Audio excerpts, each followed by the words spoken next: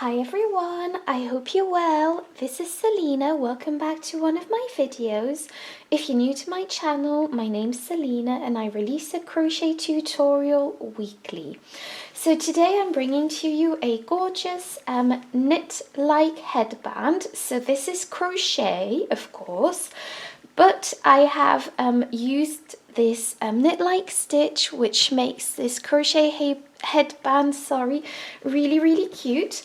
I have created a twist at the front and that looks really nice too, and I will be going through this tutorial step by step, and it's really quick and easy. So for this project I used a yarn by Stitch and Story, so I will be writing everything in the down bar as always. In the free pattern for this project, the free written pattern will be on my blog selenaveronique.com. I will be linking everything in the description box from my blog to my Instagram and everywhere you can find me. And I will be linking all the materials also that I have used in the description box and my blog. So for this project I used Stitch and Story, the Lil Merino 100% superfine merino wool. It's 50 grams and it is 100% superfine merino wool. And I think it's made in Italy and it's a really soft and gorgeous. And it's a chunky weight yarn, and basically it recommends a 6 to 8 millimeter crochet hook. I used a 6mm crochet hook for this project because I wanted a tight kind of stitch, because obviously you want it to keep you warm. I also used a tapestry needle and a pair of scissors, and that's all you need. And I used a 50-gram skein of yarn for this project, so that's all you will be needing. And I will just jump right into the tutorial right now. So to begin this tutorial, you are going to make a slip knot. And once you've made your slip knot, you are just going to pop your hook through, and for this pattern you will be chaining 56. So just go ahead and chain 56. 1, 2, 3. So I've chained a smaller amount for my sample, but you should have 56 chains in total, and I am now just going to show you how to create that knit-like stitch. You will be half double crocheting into the third chain from the hook, so count 1, 2, 3 and go into that and place a half double crochet into that. So pop your hook through, pull up a loop. You've got 3 loops on your hook, and pull a loop through your 3 loops, and this creates your half double crochet, and the first chain 2 here counts as a half double crochet 2. Now you are simply going to be half crocheting into the next stitch and into the next chain,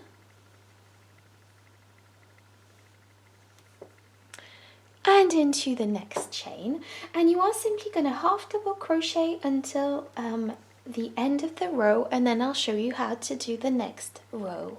So I've just finished my row of half double crochets, and now I'm just going to show you row 2. So for row 2 you are going to be chaining 1 and turning your work, and this chain 1 simply counts as a turning chain, so it doesn't count as a stitch. And now what we are going to be doing for this row is we are going to be creating that knit-like stitch that we want, and instead of going into the stitch that like we usually would, so I'm just going to show you. So usually we would go into this first stitch right here. So there we go. I hope I'm going to take my hook out.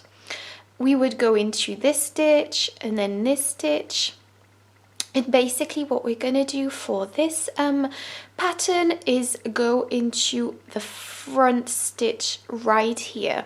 So I hope you can see. So this is where we will be placing our hook instead of the normal stitch here. We're going to go into this one.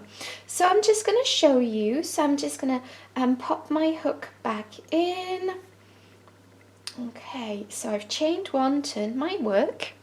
And now I'm gonna yarn over and go into that stitch that I showed you, pull up a loop. We've got 3 loops on the hook, and pull through 3 loops. And this creates our first half double crochet. And we're going to do the same in the next stitch. So just go ahead and do the same thing in the next stitch. And then go ahead and do the next thing in the next stitch, and go ahead and place your stitch in the next stitch like so, and go ahead and place a another one of those stitch like so. And this is what it's going to look like. So just carry on and I'll show you what to do at the end of the row. So I've almost reached the end of this row, and I've only got the chain 2 from the previous row that I need to do, and that counts as a stitch just for that first row. Just take your hook and go into this loop right here, which is the front loop, and create your half double crochet, and this is what it's going to look like. And now for row 3, chain 1, turn your work, and this is going to be different from row 2, and then once I've shown you that, it will simply be an alternation of row 2 and 3. So I've chained 1, and that counts as my turning chain. And now what I am going to be doing is going into the back loop. So I'm just going to show you where we are going to be crocheting. So these are our stitches, and you remembered we went in the front. So now we're going to go into the back loop only. So yes, for row 3, we're not going to go through these 2 strands. We're simply going to go through the back loop only that I'm showing you on my hook. So basically, I'm just going to pop my hook back in. So there we go. And I'm just going to show you. So we're going to go into the first stitch here and place a half double crochet into the back loop only. And again into the back loop only of the next stitch. And yarn over and go into the back loop only. Yarn over and go into the back loop only. Yarn over and go into the back loop only. Yarn over and go into the back loop only, and carry on doing that, and I'll show you what to do at the end of this row.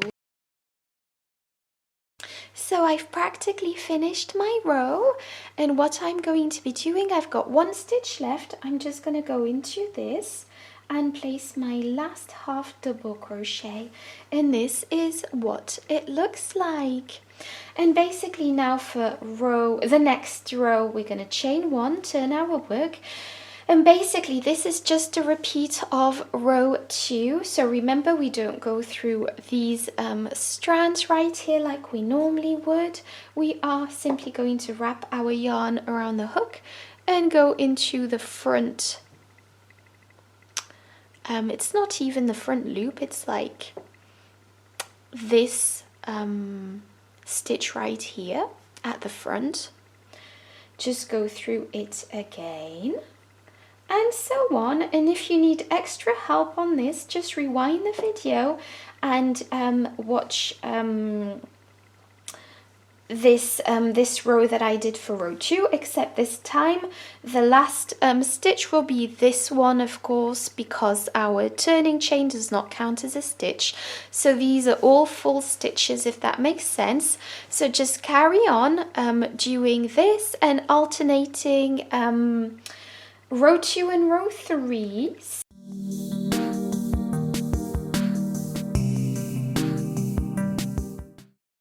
So you should have